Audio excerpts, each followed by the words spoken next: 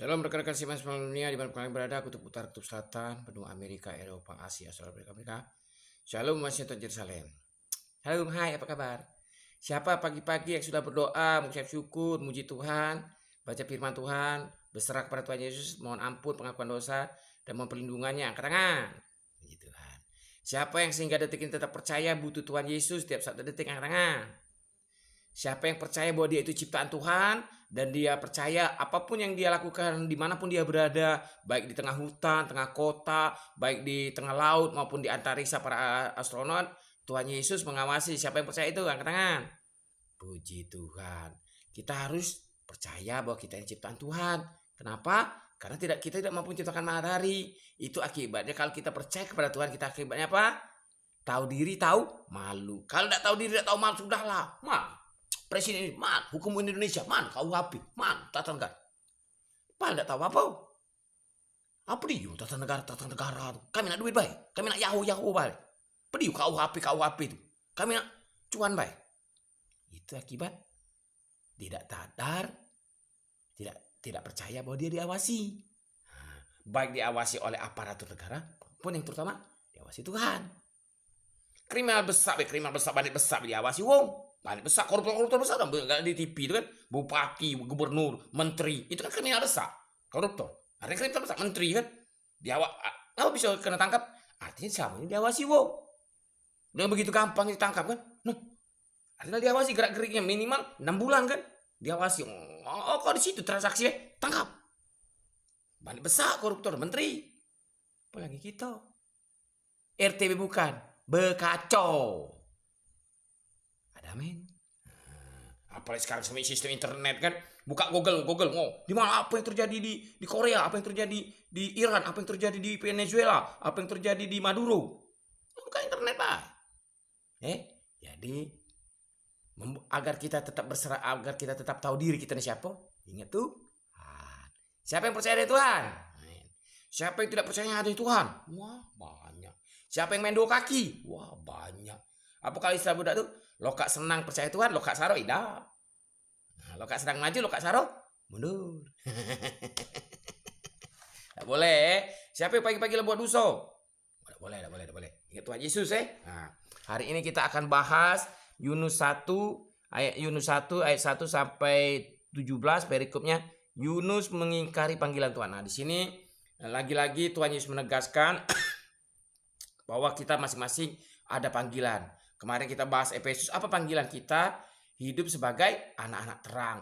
Anak-anak terang itu bisa jadi tentara, bisa jadi polisi, bisa jadi dokter, bisa jadi ilmuwan.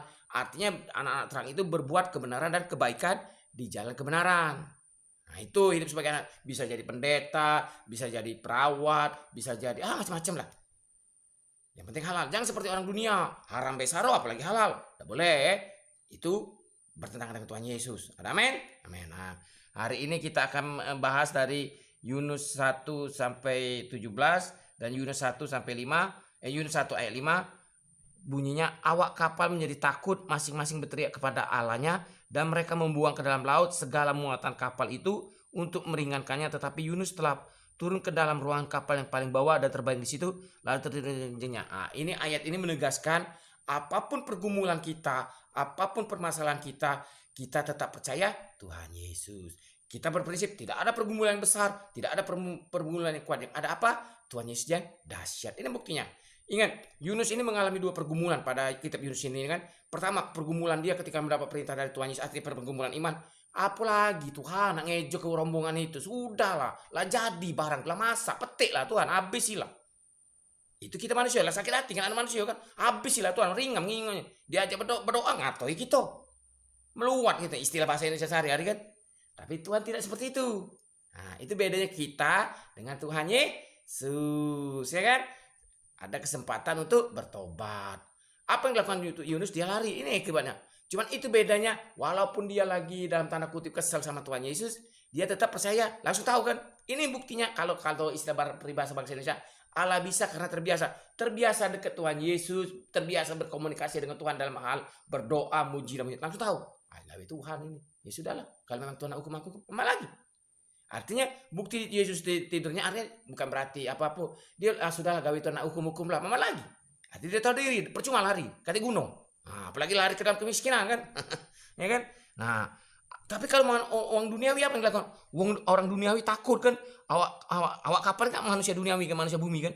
Menjadi takut, masing-masing berteriak kepada Allah, masing-masing punya Tuhan dewe kan, masing-masing buka dewe kan, buka dewe, punya dewe, jalan dewe, punya Tuhan dewe kan, Yahoo, hei Yahoo, tolong kami, ada penyakit sampar, ada perang di mana-mana, Yahoo, krisis pangan, krisis air di bumi, Yahoo, itu kalau jalan dewe, buka dewe kalau kan itu akibat sekarang kan, kan, akhirnya mereka membuang ke dalam laut segala muatan kapal. Nah, kalau tata negara Indonesia apa muatan kapalnya? Pancasila, merah putih, KUH buang-buang. Kenapa? Karena ketakutan tadi kan. Mano ini, Yahoo, penyakit sampar di mana-mana, COVID, apalagi Nipah segala macam, krisis pangan, krisis energi, krisis ekonomi. Ayo, Yahoo, buang lupuknya kalau. Muatan kapal tata negara tadi kan. Kalau konteks tata negara Indonesia, kalau udah tahu kan tata negara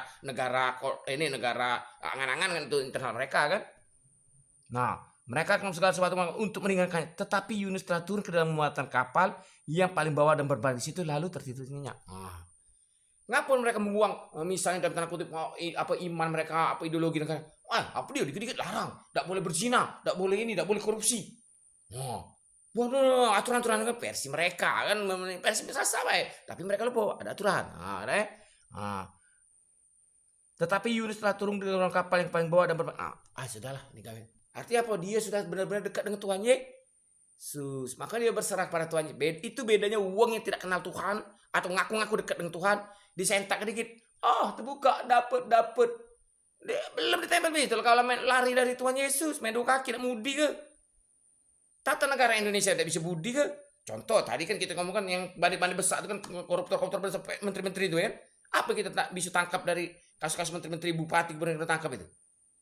Woi, bandit besar diawasi, apalagi itu. Kemana besar koruptor itu kan? Ngalah-ngalah ke begal-begal di jalan ini. Begal di jalan paling 10-20 juta, 30 juta. Itu triliunan. Artinya diawasi bandit-bandit besar, apalagi kita. Sadar diri. Makin berdekat ke Tuhan Yesus kita makin tahu, cak ini kehendak Tuhan. Sudah. Ingat, kalau kita pengikut Yesus, tidak ada pergumulan yang besar, tidak ada pergumulan yang hebat, yang ada Tuhan Yesus yang kuat. Solusinya cuma satu, apapun pergumulannya, baik pergumulan keuangan, kesehatan, keluarga, pendidikan segala macam, solusinya cuma satu, yaitu Tuhan Yesus. Ada amin? Kita semangat. I love you, Jimin. Tuhan semangat gimana? Jimin, I love you so much, Jimin. Alpen we coming. Semangat, Jimin. I love you so much. Together forever.